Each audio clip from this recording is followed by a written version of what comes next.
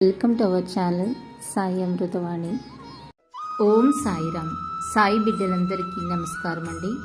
ఈరోజు బాబా గారు మనకి అందిస్తున్న సందేశం గురించి తెలియజేస్తున్నాను. కారణం లేని కార్యము భగవంతుడు ఎప్పుడూ చెయ్యడు తల్లి. బాహ్య దృష్టితో చూచినంత వరకు భగవంతుని యొక్క చర్యలు మీ భావములకు విరుద్ధంగానే కనిపించినప్పటికీ మీ యొక్క అంతర్దృష్టితో చూచినప్పుడు మాత్రమే అవి సత్యరూపమున ధరిస్తాయి. భగవంతుడు తనను నమ్మిన వారిని ఎన్నడూ పతనం కానివ్వడు. ఆయన చర్యలు మనం ఎన్నడూ లోకదృష్టితో చూడకూడదు.